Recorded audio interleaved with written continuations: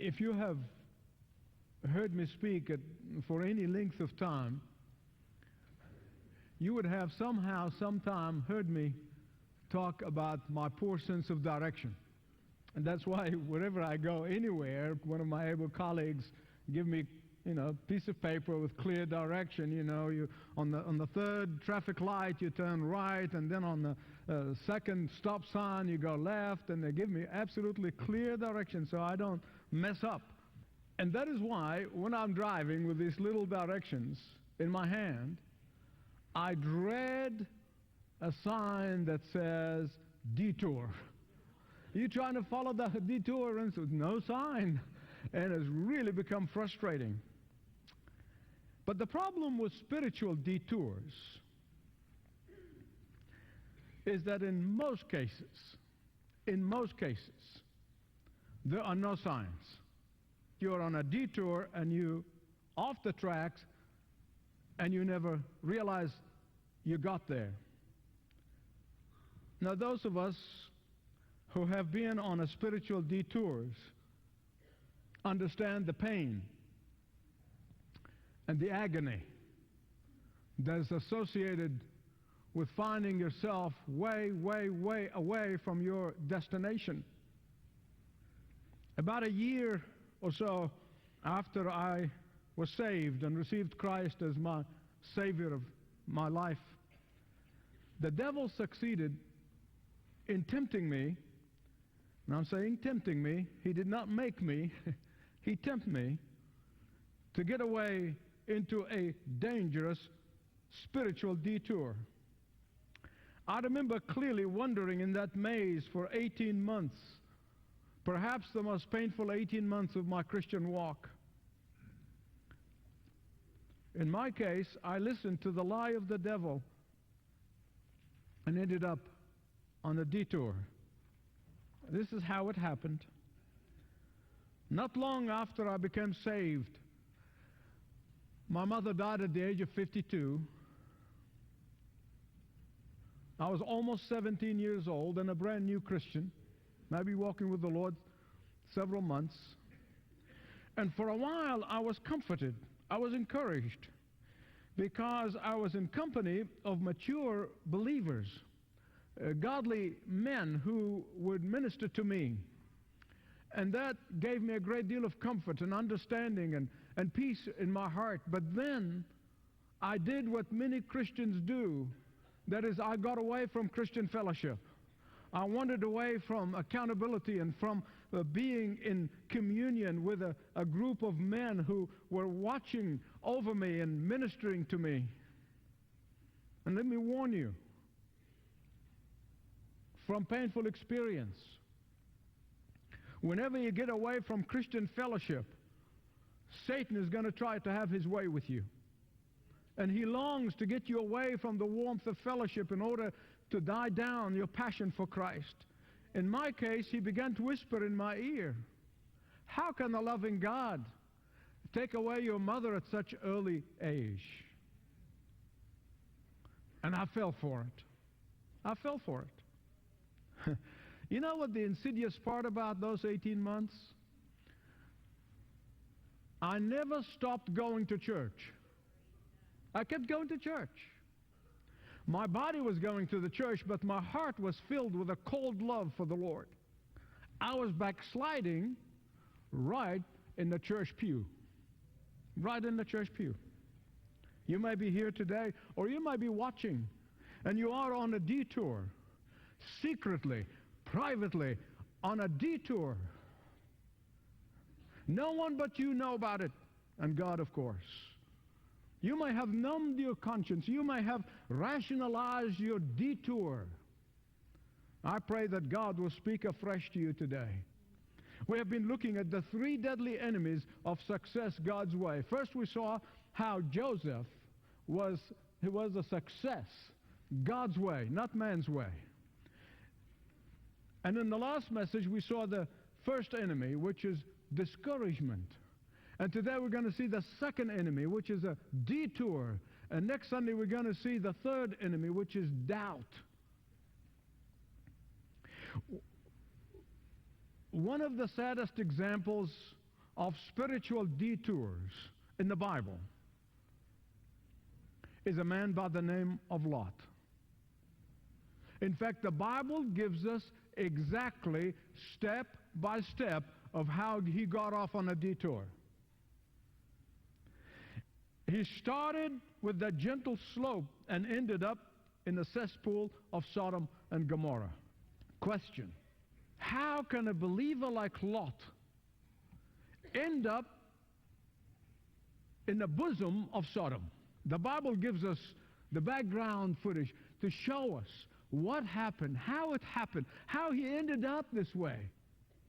You must never forget, a little bit of sin does not stay as a little bit of sin. A little bit of sin is going to grow into being a big sin.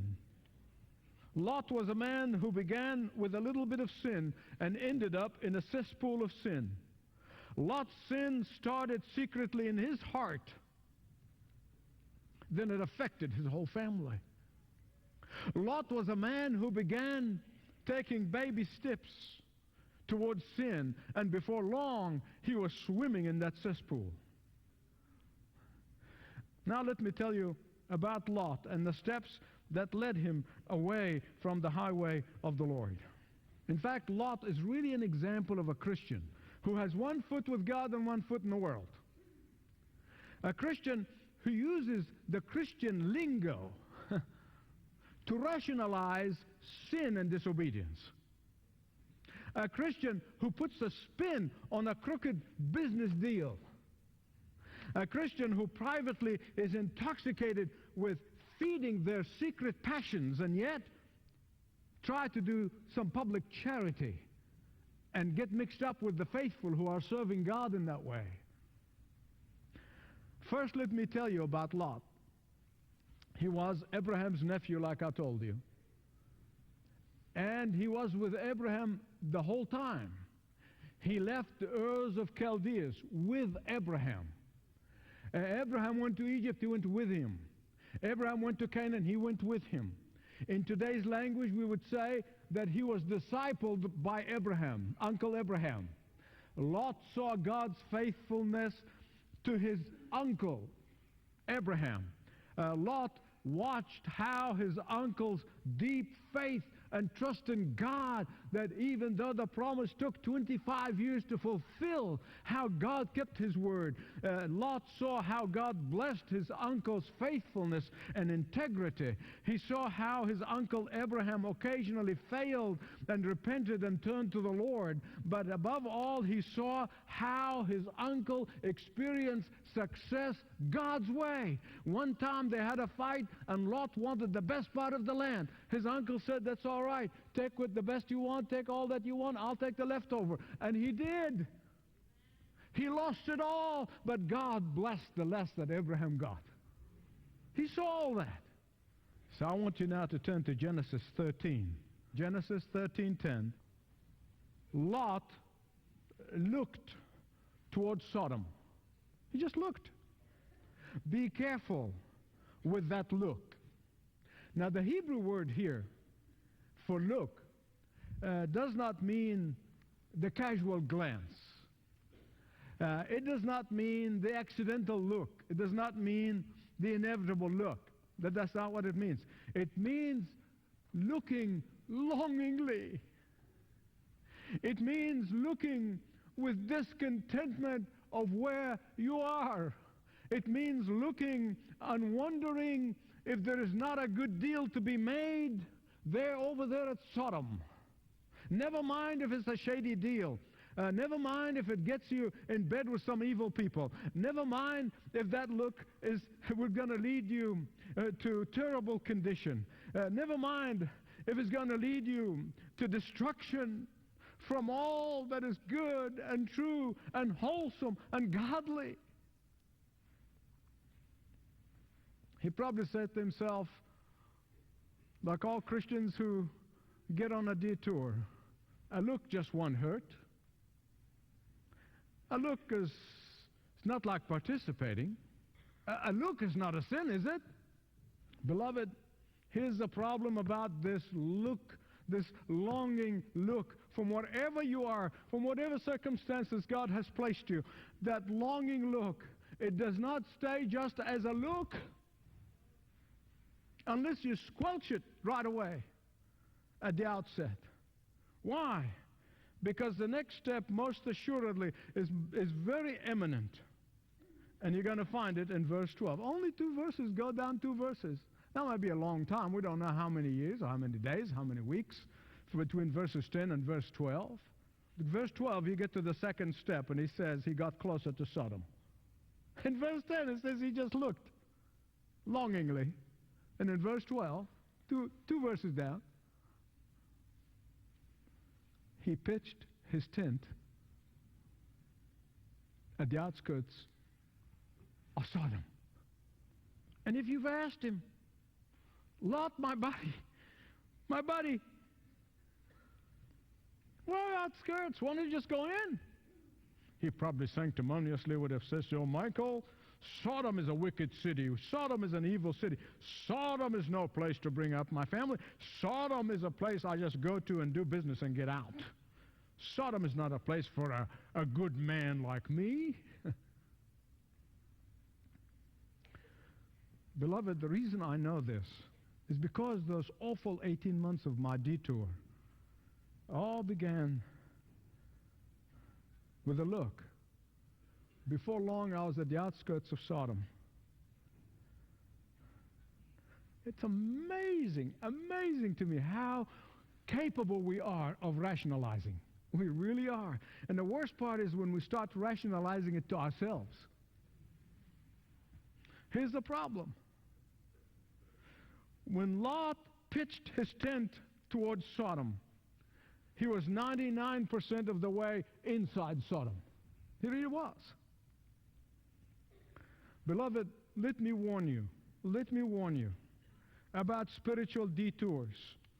Whatever your detour might be, and let me assure you, there are probably as many detours as there are people here. My detours different from yours, different from the one sitting next to you.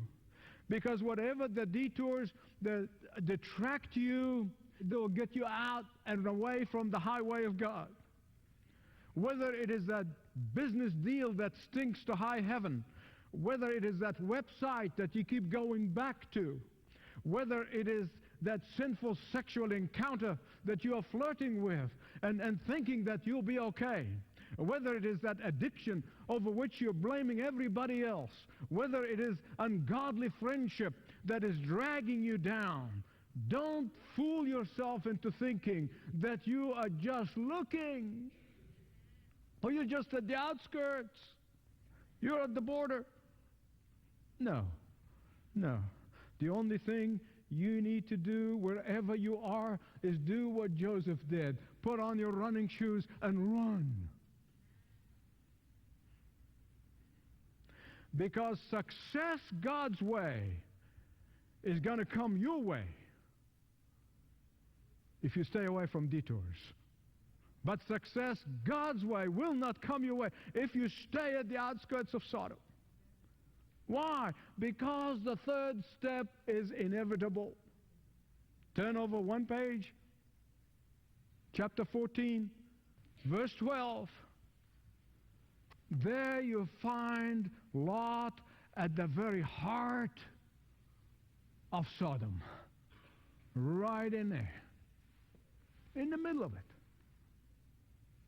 Now, the Bible does not tell us exact moment in which he moved into Sodom. He probably was at the outskirts for a long time. The Bible does not tell us when the removers came and took the furniture and moved the family right in Sodom. The Bible does not tell us any of that. The Bible, in fact, does not tell us about probably the real estate bargain that he could not resist in Sodom. The Bible just said he was inside Sodom. Then comes the fourth step. The fourth. He became part and parcel of Sodom culture. He became part and parcel of the Sodomite society. In fact, I can't even get to tell you. You can read it at home. the dreadful things that he did to his family. Look at Genesis 19, a couple more pages, 19:1. It says he was sitting at the gateway of the city of Sodom. He became a member of the city council. He became so mixed up with Sodom that people could not distinguish between him and all of the evil people who are living there and all the evil things that are going on there. Please hear me right on this one. Reaching people for Christ and sharing their lifestyle are two different planets. I'm sure some of those false teachers and preachers that I have heard through the years said, isn't that great? Isn't that wonderful? Lot has become part and parcel of Sodom. Now he can have influence on that godless culture. Lot has become relevant to his culture. Lot is, no doubt, will become a witness to that evil society. He has become a missionary to a corrupt culture. I have no doubt in my mind, God calls his servants to witness to people who may be evil, or situations and places that are wicked places, no doubt. But God does not call us to participate in their sin. God does not call us to approve of their sin so that we can reach them for Christ. God does not call us to accept their sin or rationalize their sin. Hear me right, please. I don't know how long those 4 steps have taken to be achieved, but that's really not the issue. It doesn't matter if it's days or months or years. Really, that's not the issue. The question is, what step are you in right now? Where are you? Where are you? And whatever place you are, you can run now. Never too late. Are you at the first step of looking longingly? Stop. Run back to the Lord. Are you in the second step of flirting with sin and thinking that's not going to hurt you? Run back to the Lord. Are you inside Sodom? Get out while that getting out is good. I'm sure someone said, well, you know, look at the Apostle Paul. He said, I became all things to all men so I may win people to Christ. Paul did not become an adulterer so that he may reach adulterers. He did not rationalize immorality and said, that's all right, they just can't help it so he can reach them for Christ. That is not what being all things to all men means. That's rationalizing of sin. What Paul is saying is that I have sacrificed everything for the sake of the gospel. In Lot's case, God intervened and he yanked him and his family, well, most of them anyway. His wife turned into a pillar of salt because she looked back. That longing look could not stop and lost her life. But God had to yank them out. Why? Because Uncle Abraham was standing there on the mountain, interceding for them, praying for them. And wherever you are, somebody's praying for you. Somebody's interceding for you. I know that in my case it was my sister's intercession before God that woke me up. Believers, if you are not winning Sodom, chances are Sodom is winning you. If you are not possessing your possessions, chances are your possessions are possessing you. Do you want to experience success God's way? Get out of your spiritual detour. And God is going to do the rest. We have a marvelous God, a wonderful God, a faithful God. You get out and He will do the rest. Get out of your detour. I was thinking how believers who have a testimony and walk with God, maybe even in the ministry and serving God, and then find themselves in the ditch of a detour. And I thought about a story that I read many, many years ago about a famous British mariner Sir Francis Drake. Sir Francis Drake circled the globe many times. At the end of his 5th voyage around the world, right at the end, he comes home to England. And there he encountered a ferocious storm right in the River Thames. The vessel was tossed about because of the storm. In fact, it appeared that it's going to run aground. And the old mariner clenched his fist and he pounded. Can it be that I, who have braved the dangers of 7 seas, must come home and drown in a ditch?